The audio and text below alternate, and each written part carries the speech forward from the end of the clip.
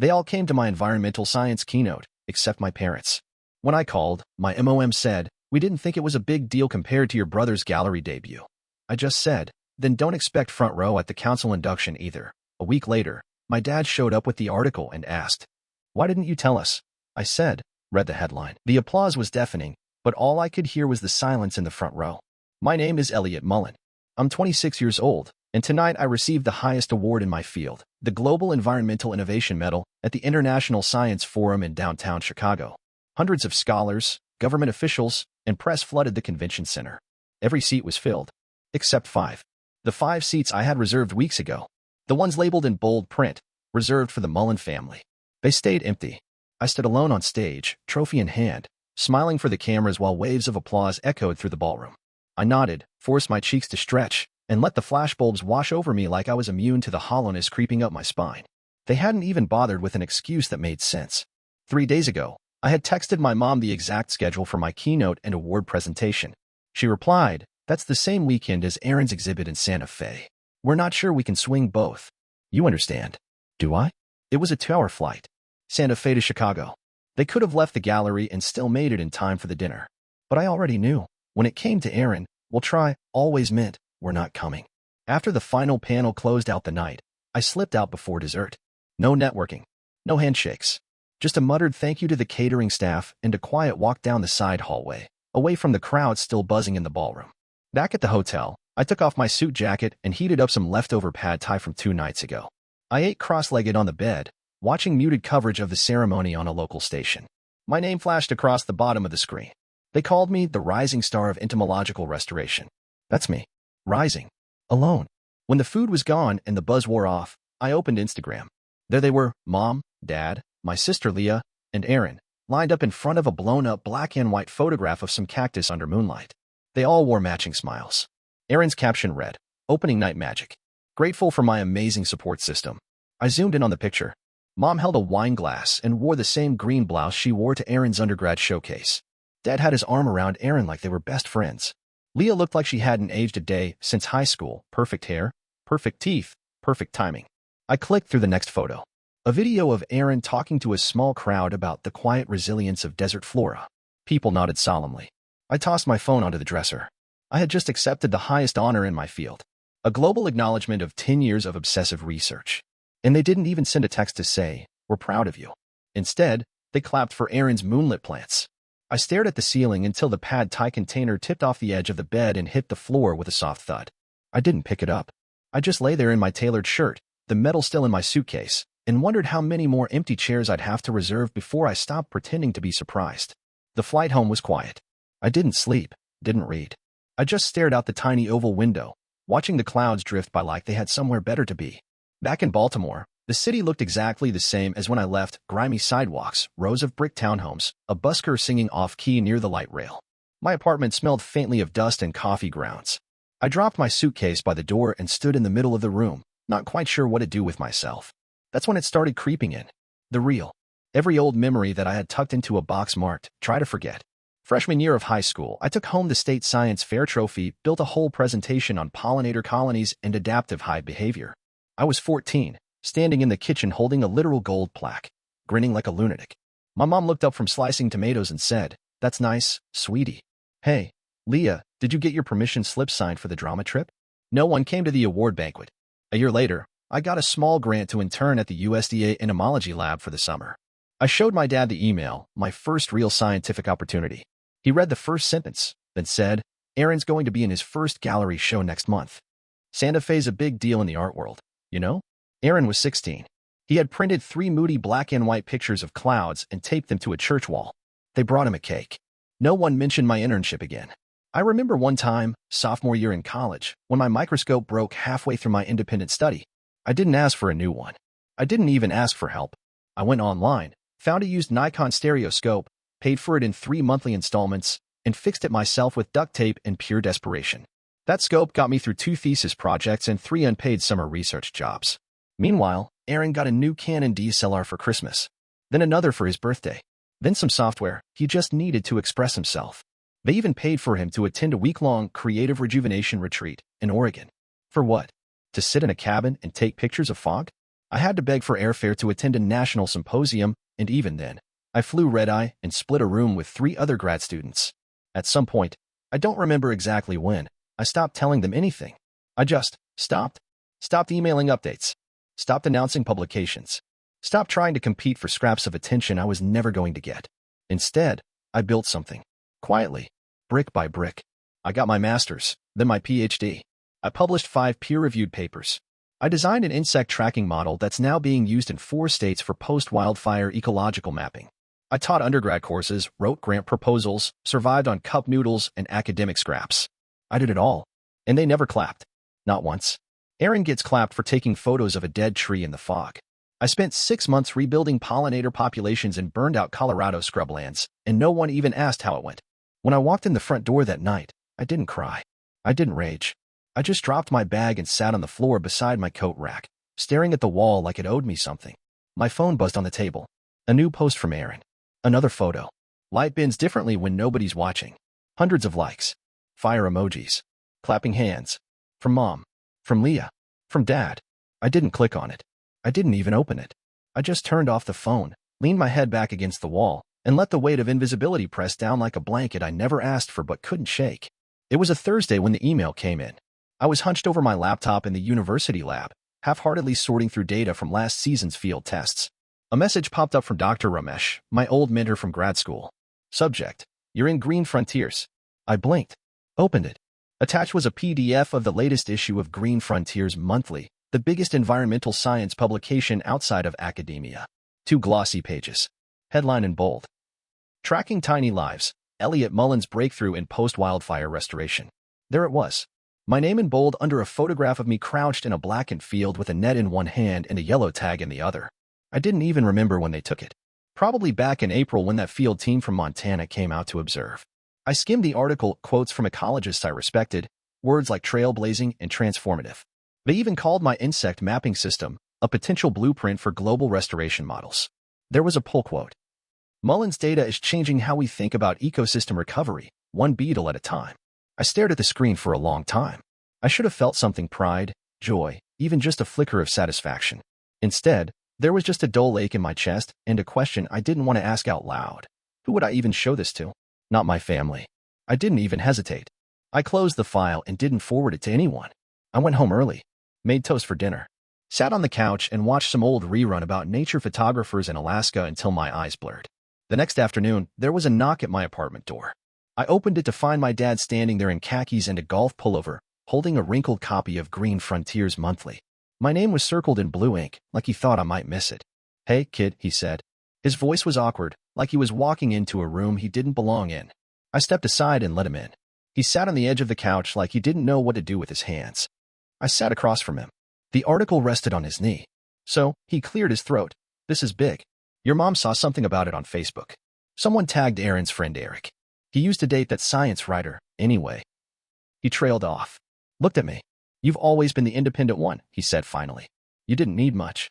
I stared at him. "That's why you never showed up? Because I didn't need anything?" He opened his mouth, then closed it. Looked down at the article. "Do you remember the year I won the National Entomology Grant?" I asked. My voice was flat. "I sent a letter home. You guys didn't even call." He rubbed the back of his neck. "Or when I passed my certification exams." You sent a shrug emoji. He winced. I didn't stop. "Or the time you all drove to Vermont for Aaron's landscape show and skipped my keynote at Johns Hopkins 2 hours away?" "I didn't know that mattered," he muttered. "It mattered," I said. "I just got used to pretending it didn't." He nodded slowly. "I'm proud of you," he said. I believed he meant it. But it felt like someone handing you a matchbook after your house had already burned down. He left the magazine on the table. Said something about dinner soon. Didn't set a date. After he left, I stood at the window for a while. The hallway light buzzed faintly. A kid screamed somewhere upstairs. The article sat on my table, pages curled from the way he'd gripped it. I picked it up, tucked it inside a drawer, and went back to work like nothing had happened. Because in a way, nothing had. The next morning, I heard a knock again. Not loud, not urgent, just a few slow raps on the door, like whoever was behind it wasn't sure they should be there. I opened it to find my dad holding 2 coffees. One was my usual black, no sugar. He remembered that much. "I figured you'd be up," he said, holding it out like a peace offering. "Mind if I come in?" I stepped aside. He sat at the kitchen counter this time, like he was trying to be more casual than the night before. I stayed standing. He slid the coffee toward me. I took it, but I didn't sit down. There was no small talk. He sighed. I've been thinking a lot about what you said yesterday, about the stuff we missed. I said nothing. You're right, he went on, staring into his cup. We weren't there. Not the way we should have been. I nodded once. No one ever was. I think, he hesitated. We thought you didn't need us. I swallowed. I did. I just stopped asking. He blinked at that. Looked older than I remembered. I'm not good at this stuff, he said quietly. Talking. You don't have to be, I replied. You just had to show up. He rubbed his face. I really screwed this up, didn't I? You and Mom always said Aaron needed more attention, I said. That he was sensitive. That he had a harder time finding his footing. He nodded like that was still true. But I had hard days too, I went on. I just didn't perform them. He looked at me, confused. You all followed his chaos like it was a flare, I said. I was steady, so you left me to myself. But that just meant I did everything alone. His mouth opened, but there was nothing behind it. Just silence. I stared at him. The first award I ever got? That state science fair? You were working late. Mom was driving Aaron to some nature preserve. I stood in the gym and took the ribbon by myself. I was 11. He looked down. And that licensing exam? The one I spent 6 months studying for? I told the family group chat. I passed. You sent a shrug emoji. He winced again. I thought that meant, like, no big deal. Of course you passed. Like, confidence. No. It meant indifference, I said. That's how it felt. He nodded slowly. Then he looked at me and said, I don't know how to fix this. I let out a breath. You can't. We sat in silence. Not angry. Not tense. Just quiet. After a minute, he stood up, hands on the counter. Well, I guess I'll go. I didn't stop him. He paused at the door. Thanks for the coffee, he said. I didn't buy it. He gave a short, almost sad laugh. Right. And then he left. I stared at the second coffee for a long time. It had gone cold. It started with a text from Aaron. Aaron, heard about the article. Congrats, man. No punctuation. No warmth. Just hollow acknowledgement. I didn't reply. An hour later. Aaron, wish you'd told us. 2 hours after that. Aaron, hey, random Q. Do you know anything about nonprofit setup stuff? Legal side? I should have known where it was heading right then. But I let it play out. Aaron, thinking about starting an environmental art collective. Desert-focused. Restoration through expression. Might be something big. Still no reply from me. Aaron, would love to pick your brain. Actually, would love to get your help. You've got the science side. I've got the visual narrative. We could co-produce something powerful. I stared at my phone. Let the messages stack. Aaron, I've got a couple friends who are interested in investing. Real buzz around this stuff lately. It could go national. Aaron, we just need help with the boring parts, filings, permits, seed money. I know you're swamped, but if you could float us the first few months, we'd totally get you listed as founding partner. He added a handshake emoji. I didn't answer. I just opened the family group chat. 10 straight posts. All about Aaron's exhibit. Photos of desert installations, cacti and shadow boxes, old fence posts wrapped in twine. Mom commented under each one. So moving. The textures. Proud doesn't even begin to cover it. Not a single message about the award. Not a single word about the article. Not one mention of the medal I'd flown home with. And yet here he was, texting like we were equals. Like I hadn't spent 26 years being the invisible brother who always came second to his dramatic lighting and brooding captions. I locked the phone. Stood in the middle of my apartment, staring at the blank spot on my wall where the article could have been framed. I pulled up the RSVP form for the National Environmental Science Council's induction ceremony. It was 2 weeks out. One of the highest honors in the field. My formal recognition into the board of advisors. There was a section for guest invitations. I had filled in, reserved for the Mullen family, the day I got the notice. 5 seats. Now I cleared them. I typed in the names of 5 colleagues instead, people who had actually supported me. My old grad school friend Casey, who co-authored my first paper. Dr. Ramesh, one of my students. My department lead. The woman from Minnesota who funded the tracking study when no one else would. People who clapped for me when there were no headlines. When it wasn't trendy. I didn't send a reply to Aaron. Not a no, not a maybe, not a we'll see. I just closed the group chat, set the phone down, and updated the RSVP. No family seats. No more empty chairs.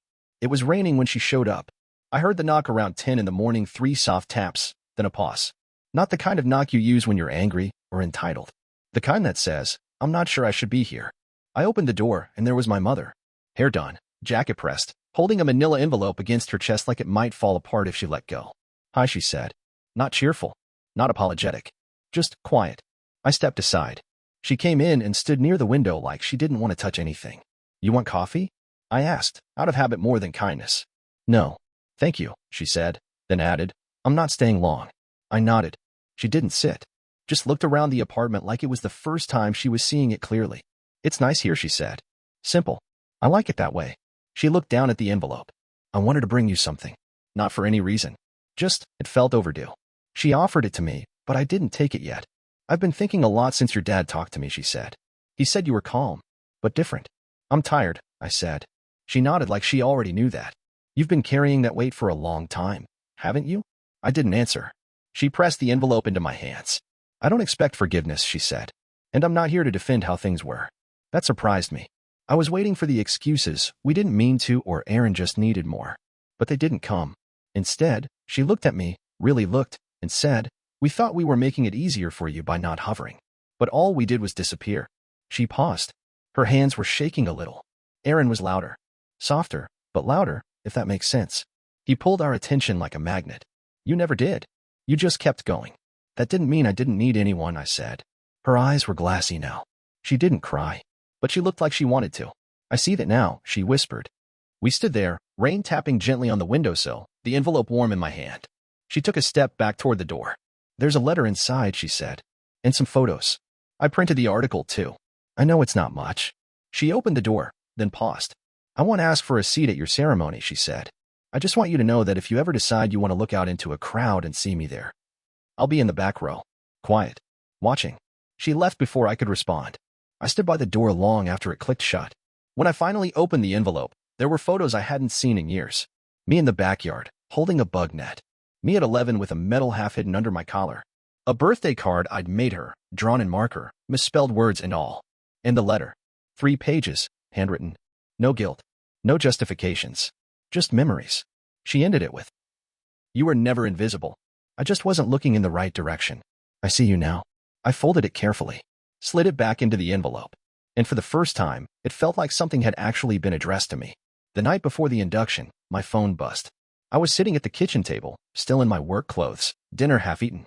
I almost didn't check it, but something in me knew. It was Aaron. Aaron, hope the science club is ready to pin you up like a butterfly. Aaron, still waiting on your thanks but no thanks text, by the way. Aaron, can't believe you iced us out. You know Mom actually cried? Must feel good to finally be the victim. Then came the last one. Aaron, you were always jealous. You didn't like that people felt things around me. You'd rather count bugs and feel nothing. I stared at the screen. For maybe a minute. Maybe 5. Then I blocked the number. Not out of anger. Not out of spite. Just done. The texts didn't surprise me. If anything, I'd been waiting for them. Aaron always lashed out when he wasn't the center of something.